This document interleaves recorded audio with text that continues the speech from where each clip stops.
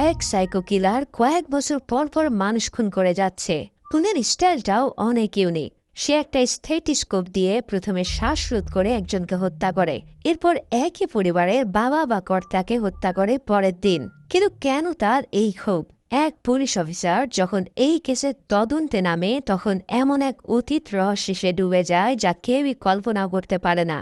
এখন সেই রহস্য জানাতে নিয়ে এলাম আন্তাক্ষরী মুভির এক্সপ্লেনেশন, যার শুরুতে আমরা একটা সাদাসিধে পরিবারকে দেখি। এখানে আমরা মধ্যবিত্ত পরিবারকে সোফায় বসে থাকতে দেখি। তাদের মুখের হাসি আর একে অপরের দিকে তাকিয়ে গল্প করার ধরন দেখে স্পষ্ট বোঝা যায় যে তাদের পারিবারিক বন্ধনটা বেশ মজবুত। মা, বাবা এবং তাদের একমাত্র আদরের মেয়ে মিতি মিলে যখন সবাই একসাথে বসে টিভি দেখছিল, তখনই মিতির ফোনে একটা কল আসে। তার ফোনের স্ক্রিনে ভেসে ওঠা নাম দেখে সে তার বাবা মায়ের চোখ ফাঁকে দিয়ে ঘরের বাইরে চলে যায়। মিতি তার ঘরের পিছনের অন্ধকার বারান্দায় দাঁড়িয়ে ফিসফিস করে তার বয়ফ্রেন্ডের সাথে কথা বলছিল। কিন্তু ঠিক তখনই হঠাৎ তার পিছনের রাবার বাগান থেকে শুকনো পাতার মচমচ করা তীব্র শব্দ ভেসে আসে। এই অদ্ভুত শব্দ শুনে মিতির পুরো শরীর মুহূর্তেই শক্ত হয়ে যায়। সে কিছুটা ঘাবড়ে গিয়ে চারপাশটা ভালো করে দেখার চেষ্টা করে। ইতিমধ্যে তার মা ঘরের ভেতর থেকে উচ্চস্বরে মিতিকে ডেকে দ্রুত রাতের খাবার খেতে ঘরে আসতে বলে। মিতি তার ফোনের কলটা কেটে দিয়ে ঘরের দিকে পা বাড়াতেই যাবে, কিন্তু ঠিক তখনই এক মরণ থাবা জঙ্গলি পশুর মতন তার উপর ঝাঁপিয়ে পড়ে। সেই অজ্ঞাত মুখোশধারী মানুষটি তার নিজের হাতে একটা 10 মিলিমিটারের মোটা স্টেথিস্কোপ মিথির গলায় পেঁচিয়ে দেয়। সে মেয়েকে নরম গলা টেনে ধরে মাটির উপর দিয়ে হেঁচড়ে পিছনের ঘন বনে নিয়ে যেতে থাকে। কিলার তার পুরো শক্তি দিয়ে টেনে ধরলে মিথির গোমরানির শব্দ বাতাসেই মিলে যায়। এভাবেই আমরা কয়েক বছর আগের একটা ফ্ল্যাশব্যাকে ফিরে যাই। এখানে আমরা কিশোর নামের এক শান্ত স্বভাবের ছেলেকে ধুলোমাখা রাস্তায় একাকী হেঁটে যেতে দেখি। কিশোরের পুরো পৃথিবীতে তার মা ছাড়া আপন বলতে আর কেউই বেঁচে ছিল না। তার মা নিজের শরীরের শেষ রক্তবিন্দু দিয়ে রাঘবান নামের এক প্রভাবশালী জমিদারের ধান খেতে দিনমজুরির কাজ করত। কিশোরও তার মায়ের এই হাড় ভাঙা খাটুনি দেখে নিজের পড়ালেখার পাশাপাশি যথাসম্ভব তাকে সাংসারিক কাজে সহযোগিতা করত। একদিন সে খুব ভোরে ঘুম থেকে উঠে স্কুলে যাওয়ার সময় পাশ থেকে একটা চকচকে কালো বুলেট মোটরসাইকেল তীব্র গতিতে যেতে থাকে। বাইকে সে রাজকীয় গর্জন শুনে কিশোরের মনে সে বাইকে চড়ার একটা তীব্র জেদ চেপে বসে। তাই তো সে প্রতিদিন স্কুলে যাওয়ার সময় সে রাস্তার মোড়ে দাঁড়িয়ে বাইকের মালিকের কাছে একটা লিফট চাইত। তবে সেই দামি মোটর বাইকটা আসলে রাঘবানের অহংকারী ছেলে আনন্দের ছিল। সে কিশোরকে নিজের বাইকে লিফট দেওয়া তো দূরে থাক, তার প্রতি কখনো সে ফিরেও তাকাতো না। এই সব দৃশ্য দেখে কিশোরের সহপাঠী ও এলাকার কিছু বখাটে লোক প্রতিদিন তাকে নিয়ে নোংরা হাসাহাসি করত। এদিকে জমিদার রাঘবানের আবার কিশোরের সরলমনা মায়ের উপর একটা নোংরা নজর ছিল। সে কাজের অছিলায় সবসময় কিশোরের মাকে একা পেয়ে উত্ত্যক্ত করত, কিন্তু নিজের এবং সন্তানের কথা চিন্তা করে তার মা চোখের জল ফেলে সব অন্যায় মুখ বুঝে সহ্য করে নিত। একদিন স্কুল থেকে ফেরার সময় কিশোর ক্ষেতের পাশে আনন্দের মোটর বাইকটা রাখা দেখে। আশেপাশে একবার তাকিয়ে কাউকে দেখতে না পেয়ে সে ওই বাইকের কাছে যায় এবং সেই বাইকটাকে স্পর্শ করে। তবে তখনই আনন্দ এসে তার মাথায় একটা থাপ্পড় মেরে বাইক নিয়ে সেখান থেকে চলে যায়। এসব দেখে ছোট্ট কিশোরের মনটা আরো বেশি খারাপ হতে থাকে। বিকেলে কিশোর যখন বাড়ির উঠানে বসে কাজ করছিল, তখন সেখানে রাঘবান এবং তার এক বন্ধু আসে। তারা মদ খেয়ে নিজেদের খারাপ উদ্দেশ্য হাসিল করার জন্য কিশোরের মাকে খুঁজতে চলেছে। বিষয়টা কিশোর বুঝতে পেরে রাগী চোখে তাদের দিকে তাকিয়ে থাকে, যার ফলে রাঘবান এবার কিশোরের উপরেই ক্ষেপে যায় এবং তাকে অনেক মারধর করে। এমনকি তারা কিশোরের শরীরের এক স্থানে সিগারেটের আগুন দিয়েও পুড়িয়ে দেয়। সন্ধ্যায় কিশোরের মা ঘরে ফিরে দেখে সে চুপচাপ বিছানায় শুয়ে আছে। তার মা এর কারণ জিজ্ঞেস করে, কিন্তু বাচ্চা ছেলেটা কিছুই বলে না। এরপর পরের দিন সে একটা জঙ্গল থেকে সাপ ধরে নিয়ে স্কুলে যায়। তাকে নিয়ে যেই সহপাঠীরা হাসাহাসি করত, তাদের খাবার খাওয়ার সময় সেখানে সে সাপ ছেড়ে দেয়। এরপর তাকে দেখা যায় সে এলাকাবাসী রেডিওতে পাথর ছুঁড়ে মারছে। মানে কিশোরের মন যে একটা প্রতিশোধ পরায়ণ হয়ে উঠেছে সেটা স্পষ্ট। একদিন আবারও কিশোর আনন্দের বাইকে লিফট চায়। এবার আনন্দ তাকে লিফটও দেয়, কিন্তু সে জানতো না যে কিশোরের মাথায় আসলে কি চলছে। বাইকে ওঠা মাত্র তাকে সেদিন চর মারার জন্য কিশোর আনন্দের পিঠে পাথর দিয়ে আঘাত করে। আনন্দ রেগে গিয়ে কিশোরকে এবার থানায় নিয়ে যায়। সে কিশোরকে মারধর করতে চাইছিল, তবে সেখানে থাকা ইন্সপেক্টর তাকে বাধা দিলে সে রাগে থানা থেকে বেরিয়ে পড়ে। ইন্সপেক্টর এবার কিশোরকে বুঝিয়ে বলে, তুমি ভালো করে পড়াশোনা করো, তাহলে বড় হয়ে তুমিও এমন একদিন বাইক কিনতে পারবে। কিশোর তার কথা মনোযোগ দিয়ে শোনে এবং মোটিভেটেড হয়। এই সব ফ্ল্যাশব্যাকের পর এবার সিন প্রেজেন্টে আসে। এখানে আমরা দাস নামের এক সার্কেল পুলিশ অফিসারকে দেখতে পাই। দাস ছিল অত্যন্ত সৎ এবং কর্মঠ পুলিশ অফিসার। সে আজ এসেছে মুনি নামের এক লোক থেকে পুরাতন একটা মোটরসাইকেল ক্রয় করতে। বাইকটা অনেক বেশি পুরানো হওয়ায় এর কিছু রিপেয়ারিং ও দরকার ছিল। যে হোক, দাস বাইক নিয়ে সোজা পুলিশ স্টেশনে চলে আসে। এরপর আমরা দাসের একটা বদ অভ্যাস সম্পর্কে জানতে পারি, আর তা হলো আন্তাক্ষরী খেলা, অর্থাৎ বাংলায় যেটাকে আমরা গানের কলি বলতাম। দাস থানার ভেতরে বাহিরে এমনকি ক্রিমিনালদের সাথেও আন্তাক্ষরী খেলতো। মানে একজন একটা অক্ষর বলবে আর অপরজন সেটা দিয়ে গান গাইবে। দাস থানায় বসে ড্রাগস কেসে ফাঁসা 2 আসামির সাথে সেদিন আন্তাক্ষরী খেলছিল। এদের মধ্যে আবার একজন ছিল বাসুদেবান নামের এক লোকাল নেতার ভাই। তখনই আবার এক পরিবার আসে তাদের পারিবারিক ঝামেলা নিয়ে। দাস তাদের সাথেও আন্তাক্ষরী খেলা শুরু করে। এখন দাসের এমন পাগলামি দেখে ওই পরিবার বলে, আমরা কোনো কেস করব না, আমরা মিটমাট করে নিয়েছি। এই থানার বাইরে তখন বাসুদেবানের লোকেরা হরিহর নামের অন্য এক পুলিশ অফিসারকে ঘুষ দেয় বাসুদেবানের ভাইকে ছাড়িয়ে দেওয়ার জন্য। হরিহর দাসের কাছে আসে সেই বাসুদেবানের ভাইয়ের নামে সুপারিশ করতে, কিন্তু দাস তাকে স্পষ্ট জানিয়ে দেয় যে সে কি করবে এটা সে জানে। হরিহর এতে কিছুটা অপমান বোধ করে। তখন হঠাৎ দাসের ফোনে একটা কল আসলে সে কিছু দূরে গিয়ে কলটা রিসিভ করে। অপর পাশ থেকে একটা লোক গান গেয়ে দাসকে বলে, এখন তুমি প দিয়ে একটা গান গাও, তুই যদি গাইতে না পারো তাহলে আমি তোমার মেয়ের সাথে আন্তাক্ষরী খেলবো। এই কথা শুনে তো দাসের বুকে কাঁপুনি ধরে যায়। দাস বারবার জিজ্ঞেস করে যে সে কে, কিন্তু অপর পাশে থাকা লোকটা ততক্ষণে ফোন কেটে দিয়েছে। দাস এবার চিন্তিত হয়ে তার স্ত্রী চিত্রাকে কল করে, কিন্তু চিত্রা তার গৃহস্থলের কাজে ব্যস্ত থাকায় দাসের কল সে রিসিভ করতে পারে না। পরবর্তী সিনে আমরা একটা আইসক্রিম ওয়ালাকে দেখতে পাই। সে যখন সবার কাছে আইসক্রিম বিক্রি করছিল তখনই একটা বাঘ প্রতিবন্ধী মেয়ে সেখানে চলে আসে। তার কাছে টাকা নেই দেখে আইসক্রিমওয়ালা তাকে ফ্রিতে আইসক্রিম দেয়। মেয়েটা বেশ খুশি হয়ে যায়, কিন্তু সে জানতো না যে এই লোকের আসল উদ্দেশ্য কি। তাই সুযোগ পেয়ে পিচেসটা বাচ্চা মেয়েকে ছোপের আড়ালে নিয়ে যায়। এরপর তার সাথে খারাপ কাজ করে তাকে সেখানে ফেলে সে চলে যায়। সিন শিফট হয় রাতে। দাস বাসায় এসে শাওয়ার নিতে নিতে তার পরিবারের সাথে আন্তাক্ষরী খেলছিল। দাসের একটা মিষ্টি মেয়েও রয়েছে যার নাম আনন্যা। আনন্যাও তার বাবার মতন আন্তাক্ষরী খেলতে বেশ পছন্দ করে। তখনই হঠাৎ সেখানে চলে আসে বাসুদেবান। দাস অন্য কারোর গলার আওয়াজ পেয়ে বাইরে এসে বাসুদেবানকে দেখে রাগে চোখে তার দিকে তাকিয়ে থাকে। বাসুদেবান দাসকে বলে, আমি একটা অন্য জায়গায় ছিলাম, কিন্তু তুমি আমার কল ধরছ না দেখে এখানে আসতে হলো। আমার ভাই বাচ্চা মানুষ, এসব অল্প স্বল্প ভুল করবে, কিন্তু এই ব্যাপারটা অপোজিশন পার্টি জানলে আমার সমস্যা। এখন পর্যন্ত আমি তোমার পরিবারের কোনোই ক্ষতি করিনি, তাই পরবর্তীতেও কোনো কিছু করতে চাই না। ভালোই ভালোই আমার ভাইকে ছেড়ে দাও। অর্থাৎ এখানে বাসুদেবান দাসকে হালকার উপরে কড়া হুমকি দিয়ে দেয়। এছাড়াও যাওয়ার আগে দাসের মেয়েকে একটা কাগজের প্যাকেট গিফট করে যায়।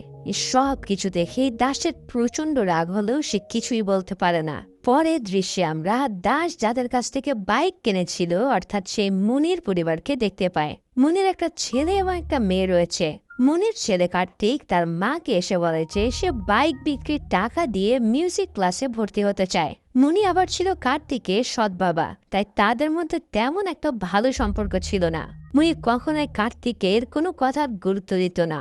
যাই হোক, মুনির স্ত্রী তাকে কার্তিককে মিউজিক ক্লাসে ভর্তি করানোর কথা বললে মুনি বলে, ওকে ইঞ্জিনিয়ারিং পড়াচ্ছি, সেদিকে মন দিতে বলো। বাইক বিক্রির টাকা দিয়ে আমি ওকে গাড়ি কিনে দেব, এসব মিউজিকের কোনো তো ভবিষ্যৎ নেই। তো পরের দিন সকালে দাসের স্টেশনে শ্রীনিবাস নামের এক নতুন কনস্টেবল জয়েন করে। হরিহর তাকে রিসিভ করতে যায়। যেহেতু হরিহর দাসের জন্য ভালো করে ঘুষ খেতে পারত না, তাই সে শ্রীনিবাসের কাছে দাসের নামে উল্টাপাল্টা বলতে থাকে। তখনই পথে তারা একটা মেয়েকে একা নিরিবিলি পথ ধরে হেঁটে যেতে দেখে। হরিহর গাড়ি থামিয়ে মেয়েটাকে জিজ্ঞেস করে যে সে কোথায় যাচ্ছে।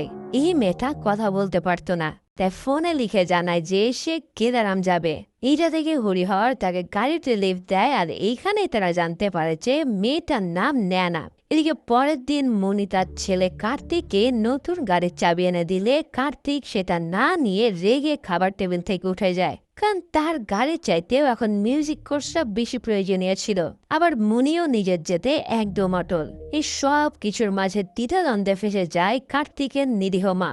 অন্যদিকে দাস থানা থেকে বের হতেই যাবে, তখন এক কনস্টেবল এসে শ্রীনিবাসের জয়নিং এর কথা জানিয়ে দেয়। দাসও তাই তার সাথে দেখা করার জন্য থানাতেই থাকে। এদিকে বাবা নিতে না আসায় দাসের মেয়ে আনান্না স্কুল থেকে সেদিন একাই বাড়ি ফিরছিল। বাসার সামনে রাবার ক্ষেত পর্যন্ত আসতেই এক লোক আচমকাই পিছন থেকে তার সাথে আন্তাক্ষরী খেলা শুরু করে। এতে আনান্না অনেক বেশি ঘাবড়ে যায়। তবে পিছনে তাকে কাউকে দেখতে না পেয়ে সে ভয়ে দৌড়াতে শুরু করে। তবে হঠাৎই সেই লোকটা ক্ষেতের মাঝখান থেকে বেরিয়ে আনান্নাকে ধাওয়া করে। লোকটার হাতে ছিল একটা স্ট্যাথোস্কোপ আর মুখে কাগজের প্যাকেটে কাটা একটা মাস্ক। আন্না বাড়ির সামনে এসে মা মা বলে চিৎকার শুরু করলে কিরারও ইতিমধ্যে তাকে ধরে ফেলে। কিরার তার গলায় স্টেথোস্কোপ পেঁচিয়ে তাকে শ্বাসরোধ করে মেরে ফেলতেই যাবে, তখনই সেখানে দাসের স্ত্রী চিত্রা দৌড়ে আসে, যার ফলে কিরার তাকে দেখে সেখান থেকে পালিয়ে যায়। এভাবেই এই যাত্রায় আনান্না বেঁচে গেলেও চিত্রা ও সে দুজনেই ট্রমাটাইজ হয়ে যায়। খবর পেয়ে দাস দ্রুত বাড়িতে আসে। এর মধ্যে অন্যান্য কিছু পুলিশ অফিসারের সেখানে এসে পড়েছিল। দাস চিত্রাকে শান্ত করার চেষ্টা করে, তবে সে ভয়ে কথাই বলতে পারছিল না। আসলে নিজের একমাত্র মেয়ের এমন অবস্থা দেখলে কেউই সহ্য করতে পারবে না। এদিকে দাস বাড়ির সামনে রাবার খেতে গিয়ে সেই কাগজের প্যাকেটের মাস্কটা খুঁজে পায়। তখনই তার মাথায় আসে সেদিন বাসুদেবানও ঠিক এমনই একটা প্যাকেট গিফট করেছিল। তাই সে রেগে সাথে সাথে বাসুদেবানের বাড়িতে গিয়ে পৌঁছায়। সেখানে থেকে হুমকি দিয়ে তার মেয়ের কাছ থেকে তাদের দূরে থাকতে বলে। তা বাসুদেবানের কথা সে তার মেয়ের ব্যাপারে কিছুই জানে না, আর এই সব কাজ করার তো প্রশ্নই ওঠে না। রাতে দাস তার মেয়ে ও স্ত্রীকে এই সব কিছু নিয়ে চিন্তা করতে নিষেধ করে। এছাড়াও সে এটা জানিয়ে দেয় যে বাসুদেবান তাদের কোনো ক্ষতি করবে না। তখনই দাসকে তার সিনিয়র কল করে এবং বাসুদেবানের বাড়িতে গিয়ে অসম্মান করার জন্য কথা শোনায়। এরপর সে বলে যে এই সব কাহিনীর পিছনে বাসুদেবান নেই, তাই দাস যাতে এই ব্যাপারে ভালোভাবে ইনভেস্টিগেশন করে আর আসল অপরাধীকে খুঁজে বার করে। তবে তখনও দাসের মনে হচ্ছিল যে এর পিছনে বাসুদেবানই রয়েছে। এদিকে আমরা সেই বাঘ প্রতিবন্ধী মেয়ে ন্যানাকে বারান্দায় বসে থাকতে দেখি। ন্যানা কার্তিকদেরই প্রতিবেশী। একজন আইসক্রিমওয়ালা আসলে কার্তিকের ছোট বোন আইসক্রিম কিনতে যায়। তবে আইসক্রিমের গাড়িটা ন্যানার চোখের আড়াল হলে সে কোনো এক অজানা ভয়ে দৌড়ে নিচে যায়। সেখানে গিয়ে দেখে সেখানে কার্তিকও রয়েছে। ন্যানা এবার কিছুটা স্বস্তি নিঃশ্বাস ফেলে। আর এখানেই আমরা জানতে পারি এই ন্যানাই আসলে সেই মেয়ে যে ছোটবেলায় আইসক্রিমওয়ালার কাছে অ্যাবিউজের শিকার হয়েছিল। পরের দিন কার্তিক যখন তাদের বাড়ির পাশের পুরাতন ঘরে বসে গান প্র্যাকটিস করছিল, তখন সেখানে ন্যানা আসে। এখানে তারা দুজনে পরিচিত হয়। এরপর থেকে ন্যানার সাথে কার্তিক ও তার বোনের একটা বন্ধুত্ব তৈরি হয়ে যায়। তারা একসাথে বেশ ভালোই সময় কাটাচ্ছিল। এরই মাঝে ন্যানা ও কার্তিকে একে অপরকে পছন্দ করতে শুরু করে। অন্যদিকে দাস তার মেয়ের উপরে হামলা করা ওই আসামিকে ধরা না পর্যন্ত কিছুতেই স্বস্তি পাচ্ছিল না। তাই সে কল করে হুমকি দেওয়া সেই নাম্বারটা ট্র্যাক করতে থাকে। এই কাজে তাকে শ্রীনিবাস সাহায্য করছিল। দাসরা লোকেশন ট্র্যাক করে সে অ্যাড্রেসে গিয়ে পৌঁছায়। জায়গাটা ছিল একটা পোল্ট্রি ফার্ম। তারা সেই নম্বরে কল করলে ফার্মের ভিতর থেকে ফোনটা বেজে ওঠে। এই ব্যাপারে ফার্মের সব কর্মচারীদের দিকে জিজ্ঞাসাবাদ করা হলে তারা জানায় ফোনটা তাদের কারোরই নয়। তারা এটা রাস্তায় কুড়িয়ে পেয়েছে এবং সবাই মিলেমিশে ব্যবহার করছে। দাস তাদের কথা শুনে বুঝতে পারে যে তারা সত্যি বলছে, তাই তাদের আইডি কার্ডের ডিটেলস নিয়ে তারা সেখান থেকে চলে আসে। এদিকে চিত্রা যখন রান্না করছিল তখন তাদের বাড়ির আশেপাশে কারো একটা উপস্থিতি টের পায়। ভয়ে সে দ্রুত তাদের দরজা জানলা বন্ধ করে দেয়। পরবর্তীতে আমরা মুনি পরিবারকে দেখতে পাই। কার্তিক বন্ধুদের সাথে মুভি দেখতে চাইলে মুনি রেগে যায় এবং কার্তিকের মা তাকে ঘর থেকে বের করে দিয়ে বলে যে সে যেন কার্তিককে নিয়ে বাসায় ঢোকে। কার্তিক আসলে তার মাকে বাইরে বসে থাকতে দেখে জিজ্ঞেস করে সেখানে কি করছে। মা জানায়, আমি তোমার জন্য অপেক্ষা করছিলাম। তবে ঘরে ঢোকার সময় কলিং বেল দিতেই কার্তিক বুঝে যায় সবটা এবং সেও অনেক কষ্ট পায়। পরের দিন থানায় বসে দাস সবার সাথে তার মেয়ের কেসটা নিয়ে আলোচনা করছিল। সবাই বিষয়টাকে সিরিয়াসলি নিলেও হরিহর বলে তার মনে হয় এটা কেউ মজা করে করেছে। দাস এই কথা শুনে তার উপর রেগে যায়। শ্রীনিবাস তখন বলে চাইল্ড অ্যাবিউজের কেসের ফাইলগুলো নিয়ে তদন্ত করলে কোনো সূত্র পাওয়া যেতে পারে। এই কথাটা শুনে দাসের মাথায় একটা বুদ্ধি আসে। সে চেম্বারে গিয়ে তার মেয়ের গলার দাগটা দেখে শ্রীনিবাসকে ডেকে বলে তার মেয়েকে 10 মিলিমিটার স্ট্যাটিস্কোপ দিয়ে আক্রমণ করা হয়েছিল। শ্রীনিবাস যেন এই ধরনের কেস ফাইলগুলো বের করে যেখানে ভিকটিমের গলায় এমন দাগ পাওয়া গেছে। এই কথা শুনে শ্রীনিবাস সাথে সাথে সব ডকুমেন্ট বের করার জন্য সুপারিনটেনডেন্ট অফিসারের উদ্দেশ্যে বেরিয়ে পড়ে। এদিকে দাসের ওয়াইফ চিত্রা পেশায় একজন নার্স ছিল। হসপিটালে গিয়ে সে ডাক্তারের রুমে স্ট্যাটিস্কোপ দেখে ঘাবড়ে যায় এবং সন্দেহবশত ডাক্তারের ড্রয়ার চেক করে। এবার সে সেখানে একটা 10 মিলিমিটারের স্ট্যাটিস্কোপ দেখতে পায়। তবে ডাক্তার চলে আসলে চিত্রার রুম থেকে বেরিয়ে পড়ে। তবে ডাক্তার এসে বিষয়টা বুঝতে পেরে তাকে অনেক বকাঝকা করে। অন্যদিকে শ্রীনিবাসের কেসের ডিটেলস চেক করে দাসকে বলে সে এমন দুটো কেস পেয়েছে যেখানে এই স্ট্যাটিস্কোপ ব্যবহার করা হয়েছে। প্রথম কেস 2010 সালের 11 মার্চ, স্থান কুমারাকাম, ভিকটিমের নাম কবিতা রাজেশ, বয়স 21। দ্বিতীয় কেস রেজিস্টার হয় 1991 সালের 23 সেপ্টেম্বর, স্থান ছিল কোল্লাম, ভিকটিমের নাম হচ্ছে অ্যানি ম্যাথিউ, বয়স 16। দাস এবার শ্রীনিবাসকে ওই দুই ভিকটিমের কন্ট্যাক্ট নাম্বার পাঠাতে বলে। এদিকে এসিপি জয়চন্দ্র অর্থাৎ দাসের সিনিয়র শ্রীনিবাসকে তার অফিস কেস নিয়ে ঘাটাঘাটি করতে দেখে কিছুটা রেগে যায়। শ্রীনিবাস যদিও বিষয়টা হ্যান্ডেল করে নেয়। পরবর্তীতে দাস ওই দুই ভিকটিম পরিবারের সাথে কথা বলে। এখানে একটা জিনিস সিমিলার পাওয়া যায়, সেটা হচ্ছে প্রত্যেকটা ভিকটিম মারা যাওয়ার 1 মাসের মধ্যে ভিকটিমের পিতারাও রহস্যজনকভাবে মৃত্যুবরণ করেছে। দাস শ্রীনিবাসকে কল করে বলে তুমি এমন সব কেসের ডিটেলস বের করো যেখানে ভিকটিমের মৃত্যুর পরে 1 মাস পর তার বাবারও মৃত্যু হয়েছে। এদিকে আমরা দেখি কার্তিক তার বোনকে গিটার শেখাচ্ছিল। এটা দেখে মনি রেগে গিয়ে তার গিটারটাই ভেঙে ফেলে। কার্তিক এই দৃশ্যে ভীষণ রেগে গিয়ে কষ্ট পায়। সে নয়নার কাছে গিয়ে অসহায়ের মতন কান্না করতে থাকে, যেটা নয়নার কাছেও বেশ খারাপ লাগে। অন্যদিকে থানায় শ্রীনিবাস আরো দুটো কেস নিয়ে আসে যেখানে ভিকটিমের মৃত্যুর 1 মাসের মাথায় তার বাবাদের মৃত্যু হয়েছিল। প্রথম কেসটা হয় কোচিতে 2016 সালে, ভিকটিম দীপিকা ও তার বাবা দিবাকরণ। দ্বিতীয় কেস 1999 সালে ত্রিশূরে, ভিকটিম ছিল জানকী ও তার পিতা রাজান। সবগুলো কেস তারা ভালো করে ঘাটাঘাটি করে। প্রত্যেকটা কেসের সময়কাল, মৃত্যুর কারণ, ভিকটিমের বয়স সবকিছুই আলাদা ছিল। তারা কিছুতেই কোনো ক্লু খুঁজে পাচ্ছিল না। তবে শ্রীনিবাস জানায় যে জানকী রাজনের কেসে ইনভেস্টিগেশন অফিসার তাদের এসপি জয়চন্দ্র স্যার ছিল। তারা হয়তো তার কাছ থেকে কোনো তথ্য পেতে পারে। এই আশায় তারা জয়চন্দ্রের অফিসে যায়। তবে জয়চন্দ্র তাদের সাহায্য না করে এরকম ক্লুলেস কেসের সময় নষ্ট করার জন্য অনেক বকাবকি করে। এতে শ্রীনিবাস ও দাস দুজনের মন খারাপ হয়, কিন্তু তারা তাদের ইনভেস্টিগেশন থামাবে না বলে সিদ্ধান্ত নেয়।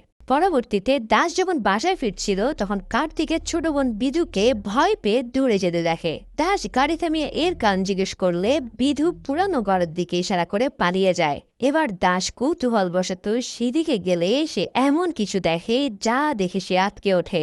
ওই পরিত্যক্ত পুরাতন ঘরটিতে কেউ অনেকগুলো বেড়াল মেরে ঝুলিয়ে রেখেছে। দাস আশেপাশে খোঁজ করতে শুরু করলে হঠাৎ একপাশে রাখা কাঠের মধ্যে থেকে নয়না বেরিয়ে দৌড় দেয়। দাসও তার পিছনে গিয়ে তাকে থামতে বলে, তবে নয়না না থেমে এক জলাশয়ের মধ্যে ঝাঁপ দেয়। দাসও সেখান থেকে নেমে তাকে ধরে ফেলে। তবে এই বিষয়টা জলাশয়ের এপারে থাকা লোকজন ভিডিও করে তা আপলোড করে দেয়। ফলে রাতারাতি দাসের ইমেজ খারাপ হয়ে যায়। ইসিপি জয়চন্দ্র দাসকে বকাবকি করে বলে লেডি কনস্টেবল ছাড়া তুমি কেন একটা মেয়েকে অ্যারেস্ট করতে গিয়েছো। দাস জানায় ওরকম পরিস্থিতি তখন ছিলই না। তবে দাসের কথা কেউ বিশ্বাস করে না।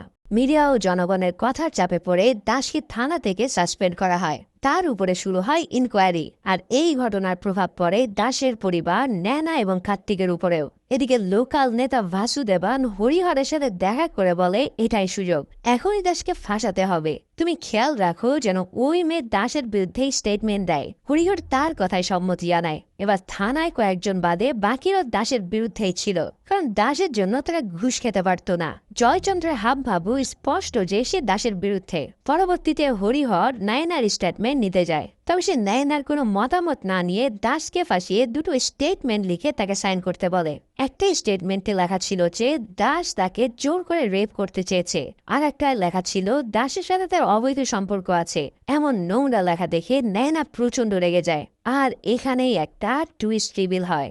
এতদিন যাবৎ বাক প্রতিবন্ধী জেনে আসা নয়না হঠাৎ কথা বলে ওঠে। হরিহর তো এটা দেখে পুরোই হতবাক। সে নয়নাকে গাড়ি দিয়ে বলে তাহলে তুই আমাদের বোকা বানাচ্ছিস, চুপচাপ এখানে সাইন কর। কিন্তু ততক্ষণে লেডি কনস্টেবল আসলে হরিহর চুপ হয়ে যায়। এদিকে শ্রীনিবাস দাসকে কল করে বলে যে সে কোচির ভিকটিম দীপিকা ও দিবাকরণের ব্যাপারে ইনভেস্টিগেশন করেছে। এখানে সে জানতে পেরেছে যে দিবাকরণের স্ত্রী ও ছেলে এখন কেদারামেই থাকে। শ্রীনিবাস তাকে ঠিকানা পাঠালে দাস সেটা দেখে অবাক হয়ে যায়। এটা তো সেই মুনির ঠিকানা যাদের থেকে দাস বাইক কিনেছিল। আর মুনির স্ত্রী অর্থাৎ কার্তিকের মায় ছিল দিবাকরণের স্ত্রী, আর কার্তিক হলো সে দিবাকরণের ছেলে। দাস এবার সমস্ত ভিকটিমের পরিবার নিয়ে ইনভেস্টিগেশন করে, আর এখানে সে সবগুলো কেসের একটা যোগসূত্র পায়। সেটা আর কিছুই নয়, কারণ দাসের নতুন কেনা ওই বুলেট মোটর বাইকটি। বিষয়টা নিয়ে শ্রীনিবাসকে জানালে শ্রীনিবাস সাথে সাথে তার বাড়িতে আসে। দাস ও শ্রীনিবাস একসাথে বসে আরো ইনভেস্টিগেশন করে জানতে পারে গত ৩৫ বছর এই মোটরসাইকেলটা মোট ৬টা পরিবারের কাছে গিয়েছে, আর প্রত্যেকটা পরিবারের সন্তান ও পিতা সহ মোট খুন হয়েছে ১২টা। শ্রীনিবাস জিজ্ঞেস করে, তাহলে খুনি কার্তিক এবং মনির কেন কোনো ক্ষতি করেনি? দাস বলে যে খুনি শুধু এই বাইকের অফিসিয়াল মালিককেই টার্গেট করে। এই বাইকের অফিসিয়াল মালিক ছিল দিবাকরণ। দিবাকরণের মৃত্যুর পর কার্তিক উত্তরাধিকারী সূত্রে এই বাইকটা পায়, এবং তখন কার্তিক তার মায়ের পেটে ছিল। তাই কিলার হয়তো ভেবেছে কার্তিক মুনির ছেলে, তাই সে তাদের কোনো ক্ষতি করেনি। এখন আমাদের জানতে হবে এই খুনিকে এবং তার মোটিভটা আসলে কি। শ্রীনিবাস জানায় সেটা কিভাবে সম্ভব। দাস উত্তর দেয়, আগে আমাদের এই বাইকের প্রথম মালিক সম্পর্কে জানতে হবে। সেই কাহিনী জানতে সিন শিফট হয় ৩৫ বছর আগে। এখানে আবারও আমরা সে বাচ্চা ছেলে কিশোরের কাহিনী দেখি। কিশোরের কাছ থেকে পিঠে আঘাত পেয়ে আনন্দান রাগে গজগজ করতে করতে তার বাড়িতে আসে। রাঘবানের ছেলের পিঠে এমন আঘাত দেখে প্রচন্ড রেগে যায়। সে আনন্দানকে নিয়ে তখনই কিশোরদের বাড়িতে আসে। আনন্দান কিশোরকে ধরে মারতে শুরু করলে তার মা বাধা দেয়। তখন রাঘবান তার মাকে জোর করে ঘরের ভিতর নিয়ে যায়। এদিকে আনন্দান কিশোরকে গাছের সাথে বেঁধে তার মুখে কাঠের গুঁড়ো ঢুকিয়ে দেয়, যার ফলে ব্যথায় কিশোর কুকড়ে ওঠে। অন্যদিকে রাঘবান আনন্দানের স্টেথোস্কোপ নিয়ে কিশোরের মায়ের গলায় পেঁচিয়ে তাকে রেপ করে, আর ফাইনালি তাকে হত্যা করে দেয়। ছোট্ট কিশোর বাইরে থেকে মায়ের চিৎকার শোনা ছাড়া আর কিছুই করতে পারে না। নিষ্ঠুর রাঘবানরা তাদের ওভাবেই রেখে সেখান থেকে চলে আসে। এভাবে পুরো একটা দিন পার হয়। পরের দিন কিশোর কোনো রকম নিজেকে ছড়িয়ে ঘরে মায়ের মৃতদেহ দেখে কান্নায় ভেঙে পড়ে। এর সাথে সাথে তার মাথায় চেপে ওঠে এক প্রতিশোধের আগুন। সে হাতে একটা কাস্তে আর স্টেথোস্কোপ নিয়ে রাঘবানদের বাড়িতে যায় তাদেরকে খুন করার উদ্দেশ্যে। তবে সেখানে গিয়ে জানতে পারে যে ওই দুই পাপী গতকাল ফেরার সময় বাইক অ্যাক্সিডেন্টে মারা গেছে। নিজের মায়ের সাথে অন্যায় করা অপরাধীদের এত সহজ মৃত্যু সে কিছুতেই মেনে নিতে পারে না। রাগে ক্ষোভে সে তাদের চিতার উপরে কাস্তে দিয়ে আঘাত করতে থাকে। তবে এরপর তার সমস্ত রাগ গিয়ে পড়ে ওই বাইকটার দিকে। এই বাইকের মডেল ছিল KLA 347, অর্থাৎ আনন্দান ছিল এই বাইকের প্রথম মালিক। এই সব কিছু দাসেরা একজন রিটায়ার্ড পুলিশের কাছ থেকে জানতে পারে, আর ইনি সে পুলিশ অফিসার যে সেদিন কিশোরকে শাস্তি না দিয়ে বুঝিয়ে বাড়ি পাঠিয়ে দিয়েছিল। দাস তাকে এবার জিজ্ঞেস করে যে সে কি এখন জানে কিশোর কোথায় আছে। অফিসার বলে ওই ঘটনার পর তাকে মেন্টাল অ্যাসাইলামে পাঠানো হয়। এরপর সে আর কোনোদিন কিশোরকে দেখেনি। অফিসারের কাছ থেকে অ্যাসাইলামের ঠিকানা নিয়ে দাসরা সেখানে যায়। এখানে এসে ডাক্তার জানায় যে কিশোর ছোটবেলা থেকে বড্ড ইয়ে ছিল। সে ওই ঘটনার পর এতটাই হিংস্র হয়ে উঠেছিল যে আনন্দের করা পাপের শাস্তি সে বাইকের পরবর্তী মালিকদের দিয়ে নিতে চায়। তার এখন প্রিয় কাজ ওভাবে মানুষ খুন করা। এটা করে সে বৈদেশিক আনন্দ পায়। অ্যাসাইলামে থাকাকালীন তাকে সুস্থ মনে হয়েছিল বলে ছেড়ে দেওয়া হয়, কিন্তু সবটা শুনে মনে হচ্ছে সে এখন একটা ঠান্ডা মাথার সাইকো কিলার। এসব শুনে দাস এবার নিজের পরিবার নিয়ে চিন্তিত হয়ে পড়ে। শ্রীনিবাসকে সবটা জানানোর পর শ্রীনিবাস দাসকে সাহায্য করতে চায়, তবে দাস বলে খুনি তো নিজে এখানে আসবে আর আমি সবকিছু সামলে নেব। সে সবসময় তার পরিবারকে কড়া পাহারা দিত, কিন্তু ওই কিলারে কোনো খোঁজই ছিল না।